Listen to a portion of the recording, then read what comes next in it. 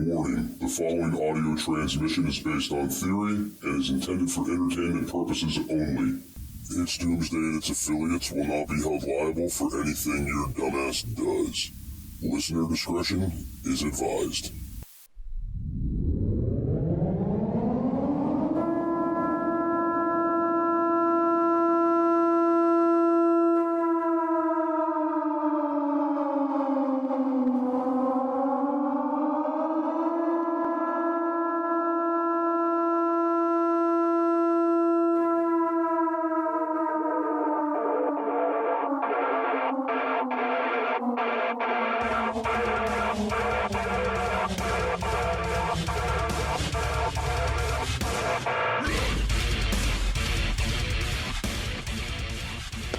Welcome, everybody, to It's Doomsday Podcast. Today is January 22nd, 2023. Time is 18:14. What's up, Al? How are you doing today? I'm doing fine. I wish Mother Nature would figure out if it's fall, winter, spring, or whatever it is. But other than that, I'm doing good. Get ready to put that garden out here for long. I hear you, man. We are in the same boat. Guys, the email, it's doomsdaypodcast@gmail.com. Don't forget to drop us a line. For those of you out there that are looking for prep stock tickets, they're still on sale. Go to prepstock.ticketleap.com. Get your tickets now before they go up in price. Also, guys, if you're so inclined, donate to our funding thing we got going on for prep stock. Go to freefunder.com, discover, search home for prep stock, and every little bit counts, guys. Go in there and donate and help us get a permanent home for prep stock. Now, Al, the big topic of today is hygiene and medical products for doomsday. Yes, sir. It is a huge topic that usually gets overlooked by many people. They don't think about this, or they don't care about the hygiene and how their health is going to be. Your health and your hygiene are going to make a huge difference in whether or not you make it or not through the apocalypse or any bad situation. Right, and I totally agree with that. So let's first off start by saying, forget the toilet paper. We're not going to talk about the toilet paper. Nope. We saw enough of that in 2020. We don't need to talk about that. Yep, I'll just rub my butt on the ground like a bear and keep on going. I'm good.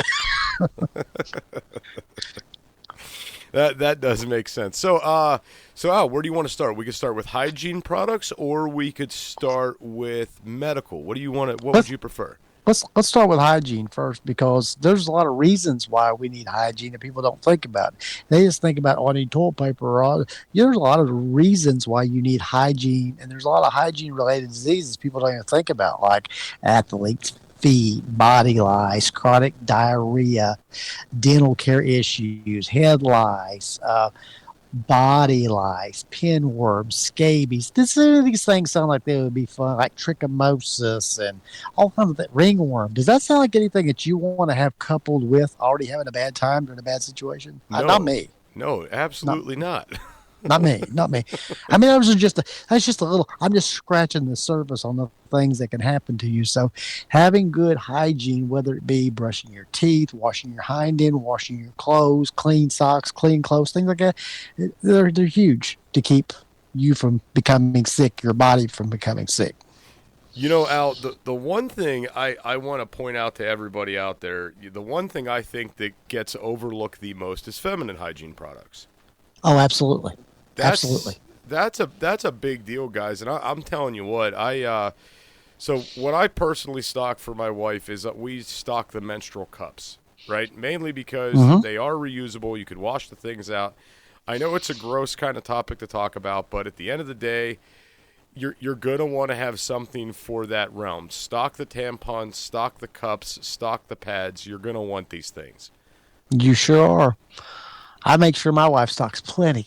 Because I don't want to deal with that. I don't want to I hate to go out during these times to go out and get feminine hygiene products, let alone in the apocalypse. You know what I mean? Yeah, I mean, absolutely. So that is one side of this, but then the other side of this that I think needs to get coupled with that for the nether regions in general. Yes. Is, guys, baby wipes, baby wipes, baby wipes, baby wipes. Absolutely. Clean your body, clean yourself. Yeah, well, listen. Jester, there's all kind of facts and figures we can throw at people people from the, what the World Health Organization, all these different places give you for what this does or that, but just basic hand washing, basically brushing your teeth, taking regular or as regular as you can, washing your body, disinfecting your body, clean clothes. These are huge things that can, do you know what it's like to have the same socks on for 2 weeks? No, and I don't want to find out. No, and your feet don't either. But this is a breeding ground for all kind of disease, and you don't need that. No, I 100% agree with you. So on that note, guys, hygiene is key just in general everyday life, right? It is. That's right. The way it is. But when you're in this apocalyptic scenario and you might not have access to water for bathing, or the hot water heater might be shut down and you're not getting that like good hot water to clean yourself down with, you're going to need some extra things, right? Right. And I'm going to tell you what, a baby wipe shower is going to be better than no shower. Right. I agree with you. Let me throw something at you real quick here. Do you know research shows that washing the hands with soap and water, which is the least thing you can do because a bar soap is very easy to take with you, reduces death from diarrheal disease by 50%? Did you know that? No, I had no idea about that. And researchers estimate that if everyone routinely washed their hands, that 1 million deaths a year could be prevented, because there's a large percentage of foodborne disease outbreaks are spread by contaminated hands. So just washing your hands, just something as simple as that, can make a huge difference, not just in your health, but the health of everybody in your circle, everybody that you deal with on a daily basis. So hygiene's used, but what do we need for hygiene? There's a lot of products you need for hygiene, but you can reduce it down to a nominal amount that you have to have with you. Right. Okay. So let's go through some of the things here for the hygiene product, just to keep yourself up to par. So obviously, with what Al's talking about is hand soap, right? Right. Stock it up on hand soap, guys. It's cheap. It's easy. You go to the dollar store, get the stuff. You don't have to buy anything on the high end to throw back in your preps and in your stockpile, right? Right. Another good thing I'm going to throw into the list here is a nail clipper. Okay, right. You're going to want to keep those nails down. Yeah, you could bite them off and you could do that, but not too many people are going to be out there chewing on their own feet. But keeping your nails clean helps prevent things. It makes it easier to clean under there, all that good stuff, right? Righto. So something kind of maybe seems off the realm of hygiene, but I assure you it's not, is having razors and combs. Okay, if you're out in the wilderness and you're screwing around, you're going to want to be able to comb your hair out. Well, you don't know if there's bugs living in there or ticks in there. You're going to want to be able to get that out of there. Right. Little hand sanitizer, a little bit of hand sanitizer or bleach or alcohol kills a lot of germs. You were talking about the baby wipes. Those are great because they have a little bit of alcohol in them. Those are wonderful things. Absolutely. So Al, the sanitizer. Let's not forget like shampoo or shower gel if that's stuff you guys use. Dental hygiene too, Al. Yes. What about baking soda? Because baking soda works great for a toothpaste. Wonderful, and it also can help you keep from chafing too. So there's another hygiene need that you might have, because a lot of people chafe in the heat or the wetness, the humidity. So these are cheap alternatives to the high dollar ones everybody talks about. Right, and then not only that, but guys, think about this too. A lot of the stuff is preventative maintenance for your body. All right, so stocking up on this stuff is just good to do in general. Okay, right.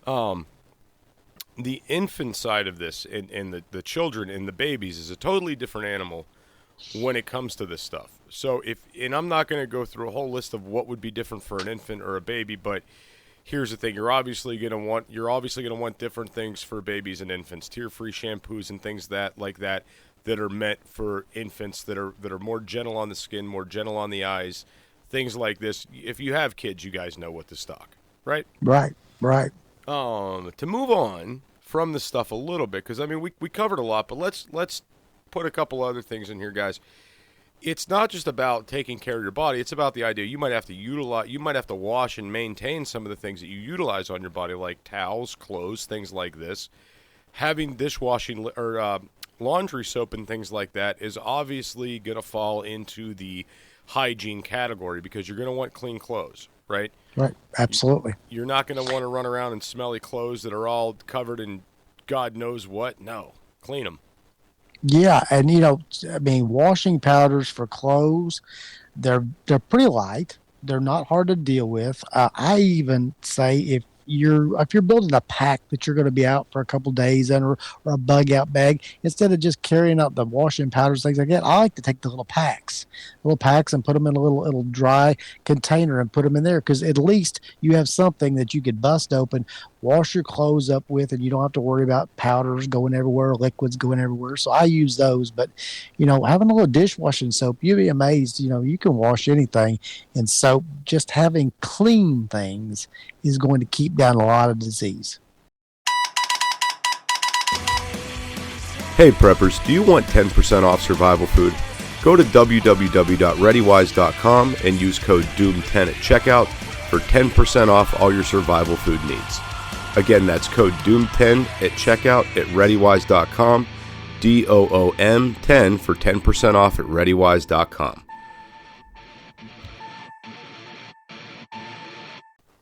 Oh, absolutely. So, one more thing to go with that, Al, is I really like stocking like the Zote soap, the bar soap for washing clothes. Yep, I do too. That stuff's great, man. You throw that in like a 72-hour bag, or, well, I guess would be longer than a 72-hour bag, right? Like your long haul bug out bag where you're actually going to need to do some laundry. That stuff is absolutely great to have.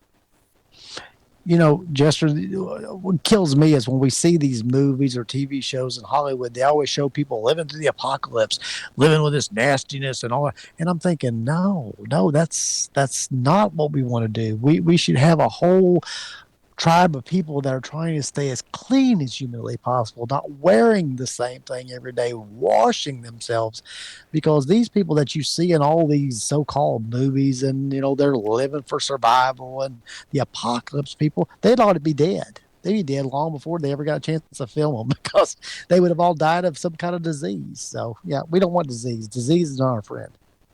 No, exactly. I 100% am in agreement with you. So maintaining and keeping up with some of these guys is very crucial. And like how Al brought up, keeping the same socks on for 2 weeks, I'd hate to have the same underwear on for 2 days.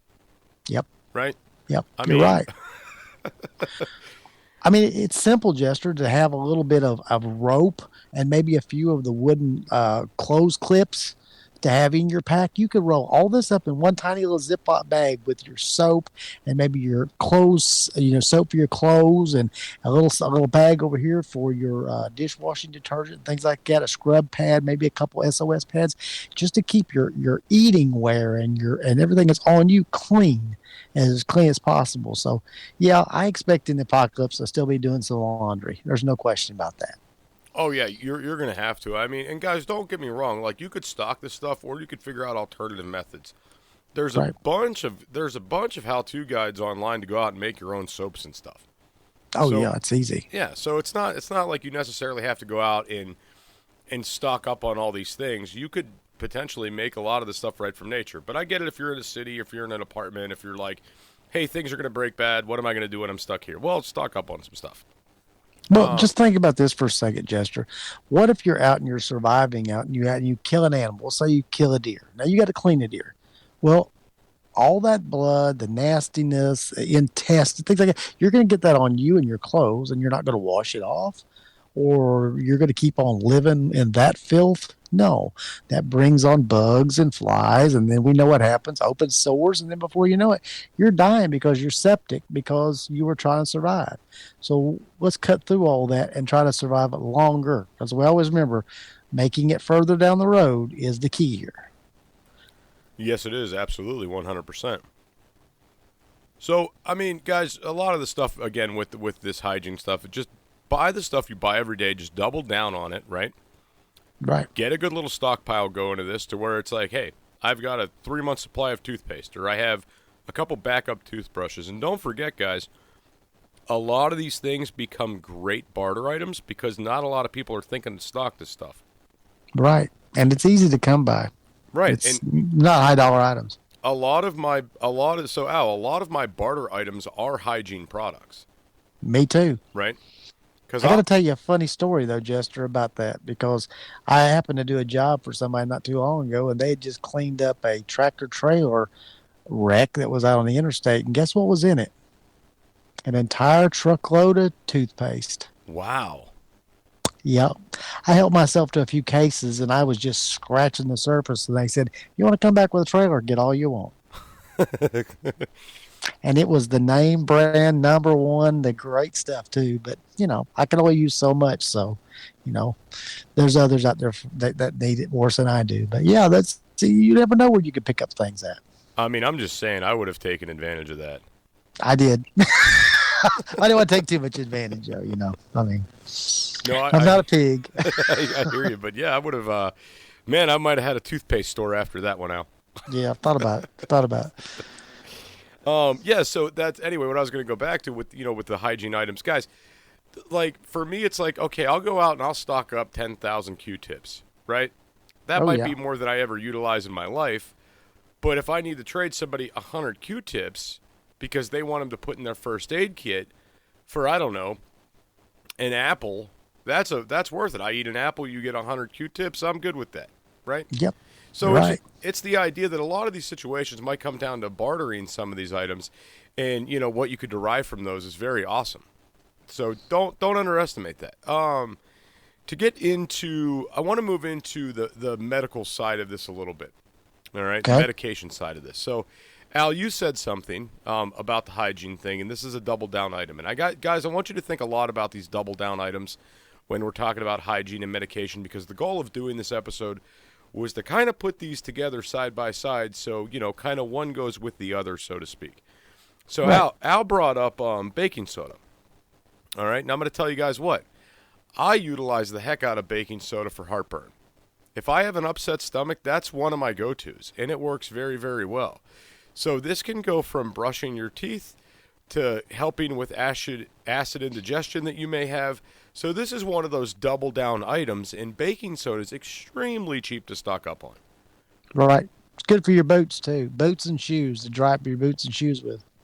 So multiple uses for some of these items. And then the next go-to, guys, and if anybody's listened to this show for a long period of time, there's 101 million uses for Vaseline. Oh, yeah. So yeah, you got to have that. Got to have the petroleum jelly for sure. Right. So, I mean, not just for the idea. I mean, guys, this stuff helps with dry skin. If you've got something like a skin infection and you're trying to prevent oxygen to go to it, this creates a nice little barrier for that. There's many, many uses for the petroleum jelly. Some people even utilize this as a waterproofer. And I know you're like, well, how does that fit in with hygiene and things like this? Well, let's say you got a pair of boots that are starting to crack up and you're out a lot hunting and stuff like that. It'd be nice if you can keep your feet dry because that's going to help with your hygiene. So right. A layer of petroleum jelly on your boots might just help you out. But what about a layer of petroleum jelly with whatever you can make a bandage out of to just keep the filth and nastiness from getting in a cut? Right. I would much rather have that on there than nothing. Right. Nice little, I guess that's true, Al. You could make yourself a decent little water-resistant, dirt-resistant bandage out of probably some petroleum jelly and some gauze. Yeah, I've made them out of petroleum jelly, cardboard, and some duct tape before on a job, and Jesus. It worked really, really nice. But, hey, when you're 30 miles out of town and you don't have time to go find a Band-Aid because there's none left because some pigs done got the other ones, you do what you got to do. But, yeah, it helped to keep things out of that cut until I could get where I needed to get. That's awesome. Yeah, I mean, hey, if it works, it works. I'm not knocking it. No, it works. But there's a lot of things, Jester, that people just don't think about. It's the simple things. I mean, when we get into a bad situation, what happens? I mean, the more stressful situation is, people get headaches. Just things like Tylenol and things like that. You're going to need these items. Right. Not specifically Tylenol, maybe aspirin, ibuprofen, whatever it might be. These are items that you need to have a few stuck back. You never know what you could barter some of those for one day too. Right. So let's. Okay. So the number one I think overlooked med that people need to stock up on and they don't is stool softeners. Right. Right. Probably the number one. So guys, definitely stock the stool softeners. They're relatively inexpensive. They're not hard to stock. And I'm telling you what, if you're stocking a lot of MREs or freeze-dried foods, you're probably going to want to stock the stool softeners as well. Yep. Because nothing worse than being plugged up. Yeah, if that becomes your primary diet, MREs and things like that, you're going to want those stool softeners. Yep. Fact. And then the other thing is, guys, Another one that's overlooked a lot is the activated charcoal. Right. Stock up on the activated charcoal, guys. You can make activated charcoal. There's recipes for it online. You can actually look this up and you can make it yourself.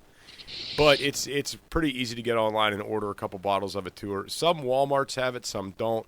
Most of your like CVS's and Walgreens and stuff should have the activated charcoal, but I know it's not everywhere. Anyway, it's extremely good to get if you have an upset stomach, if you get sick. This helps kind of filter and flush your system out. Just all in all, good to have. We take it, we utilize it at my house. It's just a great thing to have. And you know, Al, how you were bringing up like the aspirin, the ibuprofen, the Tylenol, I say why not have all three? You might have someone around you that can't take one of the three, and you might have to give them the other two alternatives. I have one of those in my house. Right. That's like that. Yep. So, and I mean, you think about it, like they each kind of have their different functionalities. I mean, Tylenol's a pain reliever. Ibuprofen's an anti-inflammatory, right? Absolutely. So, and different applications. what about Epsom salts? You know, I'm no doctor and I'm not going to give medical advice. I'm not going to tell everybody what you can use Epsom salts for. But if you ever research it, you will go out right then and get 50 pounds and stick it back. Epsom salts have so many uses, from drawing up, you know, infection out of a wound to, you know, it helps with digestion and constipation. And there's just a ton of things that Epsom salts are used for. And you go, what is that? It's nothing but salt. Well, read up on it. Epsom salts is a greatly overlooked thing. So we have a good bit of it. I pick it up in bulk every once in a while at Sam's Club. They have like a big box of it out there, so I might grab one or two while I'm there. And we utilize it for a lot of stuff, mainly for topical solutions in my house, but we have it. It's there. Yep. And you're right, Al, it's a great one to have. Absolutely. And it helps. I always make sure that I cover my bases. I like to have alcohol, hydrogen peroxide, Epsom salts, baking soda, cornstarch. Those are the basics I've got to have, and I got to have all that in my hygiene kit or my first aid kit at all times. Right, I 100% agree with that, you know, about having those and the logic of these are the things you need. So we stock up a ton of alcohol and hydrogen peroxide. I've got cases of it because I know that's going to be something that we end up going through a lot. The big thing is, guys, is you got to think that if it's an apocalyptic scenario, you're not going to just be able to go down to the hospital to get your medical attention, right? You're going to have to do some things on your own. And a lot of the things you're going to need to do are going to need to be sanitary things. The distilled water, the alcohol, guys, you're going to want to have this stuff. You know, topical solutions like iodine, things like that you put on wounds. I go to Tractor Supply all the time, and they've got them for horses, everything else in gallon jugs. And then they say they, quote unquote, go out of date. And I'm like, iodine doesn't really go out of date. So, yeah, okay, I'll take that for half price. Sure, I will. Sure, I will. And I keep jugs of it around because you never know. You just never know. No, and I 100% agree with that, too. So the other thing is you're talking about topical solutions. I mean, and you mentioned Tractor Supply. The one thing that pops in my head is Blue Coat. Blue Coat is awesome, guys. If you don't know what Blue Coat is basically like a skin covering that comes in a can. It's like an aerosol, right? And it'll actually go over and coat a wound. It's great for things like road rash, things like that. We utilize it on the animals all the time. Right. Especially people tell me you can't use it for people. They say, oh, it's just for animals. I'm like, yeah, okay, I've squirted a lot on me, and I'm doing real good. I haven't grown 3 heads or anything. I'm doing great. Listen, when you're utilizing that on a critter, you get it on you anyway. That's what happens. So we utilize it a lot for, just as an example, some of the animals, they get the flea bites on their ears, and it can get bad. So the Blue Coat's something we use to really help that. When the ducks get some issues like bumblefoot, stuff like that, we'll coat the ducks' feet in it, and it helps them a lot. So there's a lot of good uses for the Blue Coat. Just, you know, one more thing to throw out there with the topical stuff. Al, something else I highly recommend is the triple antibiotic ointments and the cortisone ointments. Yep. They're very inexpensive, and you can get them almost anywhere. I get a lot of mine in the small containers at Dollar Tree. It's the same exact things you pay more money for in the big box stores, but just they're smaller tubes, so I can put them in a lot of different places. But, yeah, triple antibiotics and topical antibiotics and things like that, yeah, they're great. Wonderful. You know, and I'm going to tell you guys just as a reference here, If you have anybody, any friends or family members that are involved in the medical community and, say they're EMS or they work in the emergency room or they're a nurse or whatever, do understand that a lot of these guys or a lot of these agencies and offices, they rotate stuff out and they give some of these items for people to take home, right? Right. Like, right. hey, are you painting your house? We're getting rid of all these rubber gloves. If you want to take them, you could take them. Hey preppers, do you want 10% off survival food? Go to www.readywise.com and use code DOOM10 at checkout for 10% off all your survival food needs. Again, that's code DOOM10 at checkout at readywise.com, DOOM10 for 10% off at readywise.com. So right. if you have a friend that's in this community, just ask them like, hey, is there any chance you guys are ever getting rid of stuff or bringing stuff home? I'm trying to get stocked up on some medical supplies. You don't know what answer they're going to give you. They might be like, yeah, I have a ton of stuff. Let me go out to my car and bring it up here because I take stuff from work all the time. I don't know what to do with it. Or they might gauze say, and bandages are big for that. They give away a lot of gauze and bandages. Yeah. I mean, so, just bear in mind that there are options to get this stuff for free or next to free or very, very cheaply. Mm-hmm. Right? And I'm... right. for Al and I to really go into every single medical situation or every single thing that could go wrong and what you need to stock, we'd be here for 3 weeks. There are so many scenarios. So the best we can kind of do, I guess, Al, is just to give you kind of the basics to have around. Right. And understand your research and your education in this is something that you have to figure out what you want to stock. We give you recommendations. Maybe you feel like you need this or that or the other, but everything that you put in your kit is something you're eventually going to need down the line. So it's never going to hurt to say, I wonder if I need that. Yeah, I need that. Yeah, I do. I keep things around like sutures and, scalpels and all kind of things around. I haven't had to do surgery on myself lately, but the thing is you never know what can happen in the future. So I have them. They're sterile. They're there for a reason. So you have to figure out what you independently and every person needs for their specific first aid kit. Right, and guys, I mean, you could get, like, let's just go over first aid kits in general, man. I mean, and let's just talk about, like, some things you're going to have in these, okay? Because I think a lot of people kind of underestimate what goes into the first aid kits. The one thing is that I think everybody kind of negates is, guys, have a set of tweezers in the first aid kit. Everybody thinks bandages and tourniquets and things like this. Tweezers can absolutely save your ass. Yep. Just the basic ones. And metal ones are great for being able to be sterilized, but in a lot of places I worked, they'd eventually give away the little plastic tweezers because, somebody needs tweezers at work all the time, so they went to a plastic set. I remember that somebody gave me a case of one time when they're out of date. I'm like, well, what happened? The plastic fall apart? So I stuck them back, like an idiot. I stuck them back, but I've still got them. But that's the things right there. You need tweezers. You need basic things. Shears. Right. Shears and scissors are huge. Right, yeah. I almost forgot about the shears. Got to have the scissors, got to have the shears. Al, something else, because you got to think. You're going to be out, you're going to be out potentially in the elements, building fires, doing different things. Guys, I can't stress enough, burn cream and insect bite cream. Yep. Are two big ones I would recommend, especially if it's a bug-out bag situation. Have that stuff in there. Right.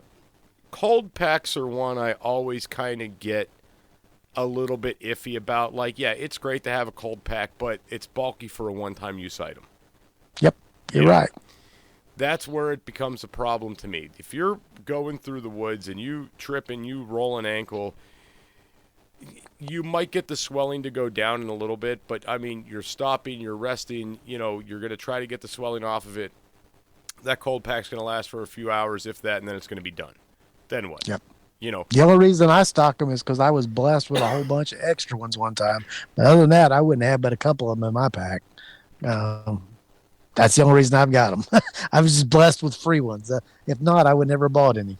Right. I mean, okay, so here's the reality to this. Cool running water in a spring, in a creek, might do you a little bit better than having that ice pack. It's not going to be as cold, but it's going to be a lower temperature than your body, and it's going to run for a lot longer than that ice pack. Right? Right. So simply dipping your ankle into some ice cold water is going to maybe do more, right? Unless It's a really nasty water source, that I wouldn't suggest doing it. Right. You know. May I suggest this too? Tape and a magic marker or a permanent marker. You know, a lot of people have a lot of stuff. They don't have any tape.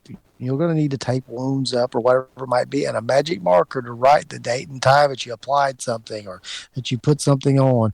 Magic markers and tape are huge. I wouldn't even think about leaving the house without them in my first aid kit.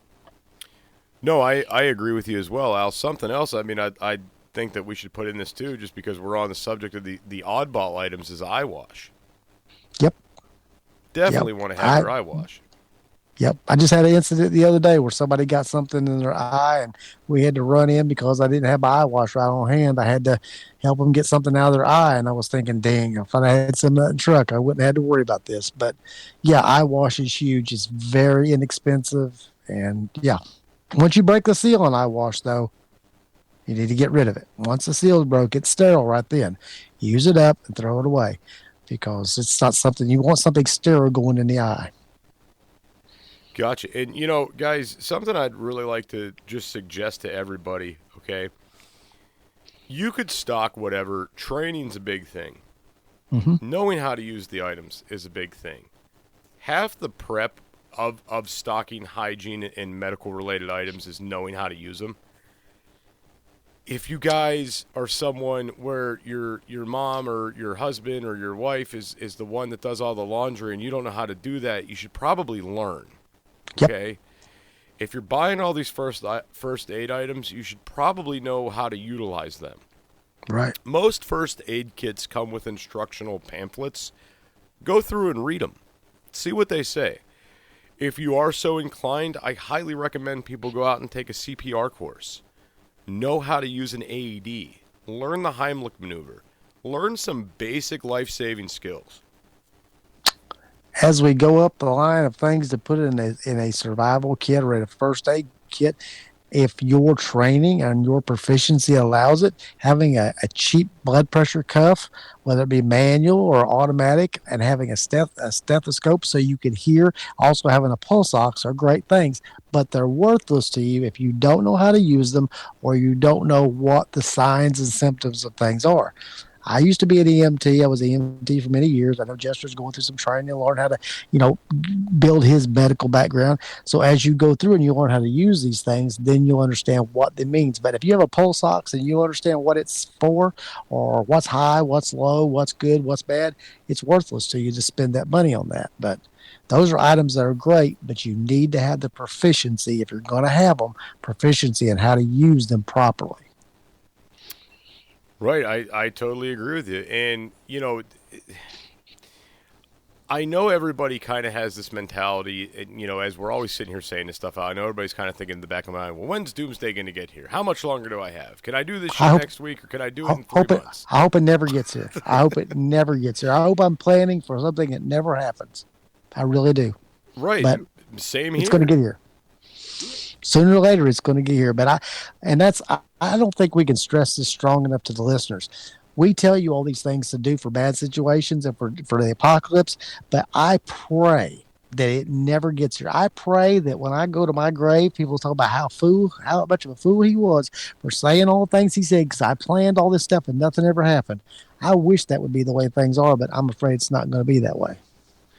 I'm right there with you. I hope none of these things ever happens, but if it does, I want to make sure I am 100% fully prepared for it. I try to be. I hope I'm wrong, but if I'm not, then I want to be prepared for for being right for sure. Right. No, I 100% agree. So, guys, that pretty much wraps this up. I mean, there's a million other little things we could throw in there of what you guys should have. We cover a lot of this stuff in a lot of different episodes, but since we did the new Doomsday Preppers episode last week, I kind of wanted to jump in with some of these forgotten about items and things that people are just kind of overlooking, Right. Because again, Al, I'm watching this prepper community grow, and more people are getting worried and getting afraid. And guys, you really don't need to be losing your minds right now and freaking out. You need to be just kind of kicking back, listening, seeing what's going on, and if you feel you need to get prepared, we will help you get there. Right. Kind of have my mentality. The worse it gets, and the worse it gets, I get more calm and more focused. I might be scatterbrained when nothing's going on in the world, but the worse the situation gets, the more focused I get because I don't have time to worry about other things. So now you have lots of time to plan and prepare and get things ready. So this is the time to do it. Don't just listen to us. Go get your education. Go out there and learn. Go out there and research. Go do see if we're right. We're not mad if you go check us out and see if we're right about things, but prepare your things and do a little research into what you're doing. Right, I agree 100%. And guys, that's about it. Once again, the email, it's doomsdaypodcast@gmail.com. I would highly appreciate it if you guys would go get your Prep Stock tickets soon. And if you want to help donate to the Home for Prep Stock, freefunder.com, discover Home for Prep Stock. That's it. Al, you got anything else you want to add before we're out of here? I just hope everybody has a good week and just do something this week to make your preparations a little bit better. Work on everything. If you're a new prepper, don't lose your mind. Just get focused now. And ask for help. If you don't know, ask somebody that does know. And I'm sure most everybody in the community will help you in any way they can.